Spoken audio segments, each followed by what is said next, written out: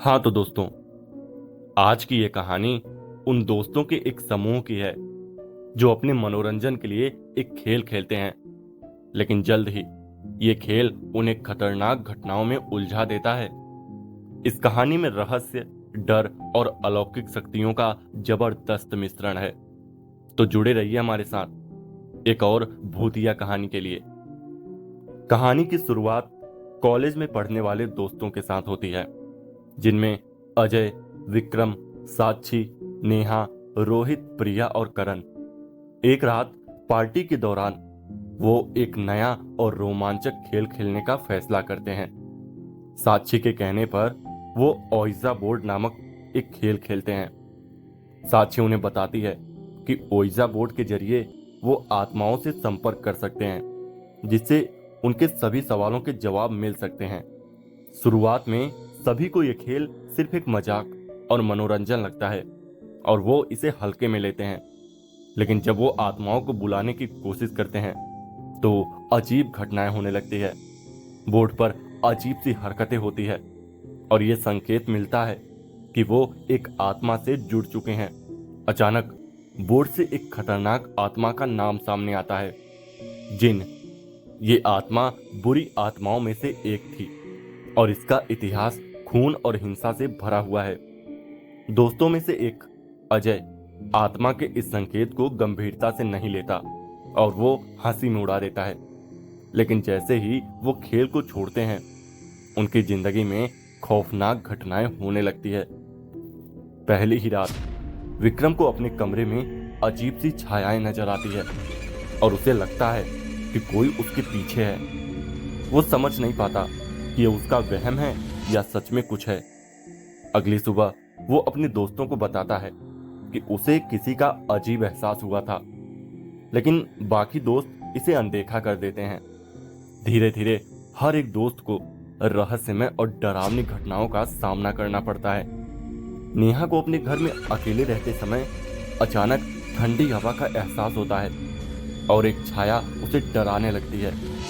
उसे लगता है कि कोई अदृश्य शक्ति उसका पीछा कर रही है।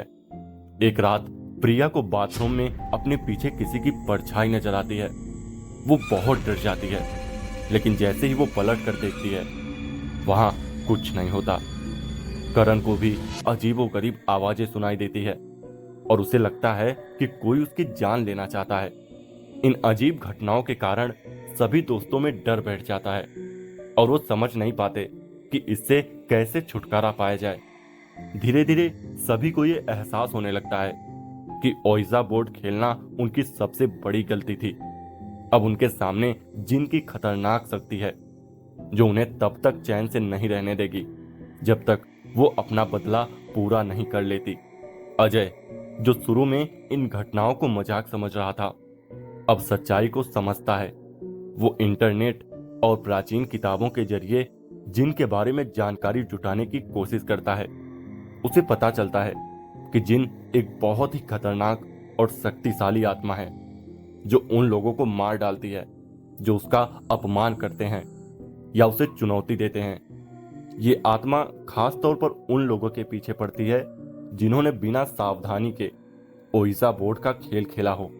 अजय ये जानकारी अपने दोस्तों को बताता है और वो सभी समझ जाते हैं कि वो एक बड़ी मुसीबत में फंस गए हैं। वो जिन को रोकने के तरीके ढूंढने लगते हैं, लेकिन हर एक रास्ता खतरनाक और मुश्किल लगता है।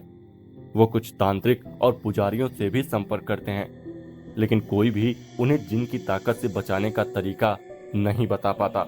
एक एक करके जिन उन दोस्तों को निशाना बनाने लगता है। सबसे पहले विक्रम को जिन अपनी चपेट में ले लेता है। एक रात विक्रम अपने कमरे में सो रहा होता है, तभी जिन की छाया प्रकट होती है और उसकी जान ले लेती है। विक्रम की मौत के बाद बाकी दोस्त सदमे में आ जाते हैं और बेहद डर जाते हैं। अब उन्हें समझ में आ जाता है कि जिन के प्रकोप से बचना आसान नहीं है। अगले दिन प्रिया भी जिन के हमले का शिकार बनती है। उसे अकेले घर में महसूस होता है कि कोई उसके पास आ रहा है। प्रिया चिल्लाने लगती है, लेकिन कोई भी उसकी मदद करने नहीं आता। धीरे धीरे जिन प्रिया को भी मार देता है। इन मौतों के बाद अब बचे हुए दोस्त और भी भयभीत हो जाते हैं। वो जानते हैं कि अब उन्हें अपनी जान बचाने का कोई उपाय ढूंढना होगा, लेकिन जिन का प्रकोप इतना खतरनाक है कि वो उसे रोकने में असमर्थ महसूस करते हैं। अब केवल अजय, नेहा और करण बचे हैं। वो समझ जाते हैं कि अब बचने का एक ही रास्ता है। उन्हें उस ओइसा बोर्ड को जलाना होगा और जिन की आत्मा को मुक्त करना होगा। वो उस जगह पर जाते हैं जहां उन्होंने वो खेल खेला था और बोर्ड को जलाने की कोशिश करते हैं। जैसे ही बोर्ड जलता है, एक जोरदार चीख सुनाई देती है और सब कुछ शांत हो जाता है। अजय, नेहा और करण को लगता है कि जिन अब उनसे दूर जा चुका है और उनकी जान बच गई है।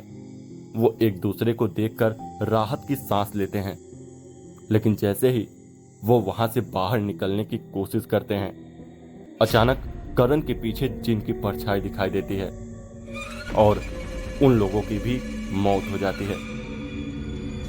तो दोस्तों, कैसी रही ये कहानी कमेंट करके जरूर बताइएगा, और चैनल पर नए हैं तो चैनल को सब्सक्राइब जरूर कर लें। चलिए मिलते हैं किसी और कहानी में, तब तक के लिए बाय।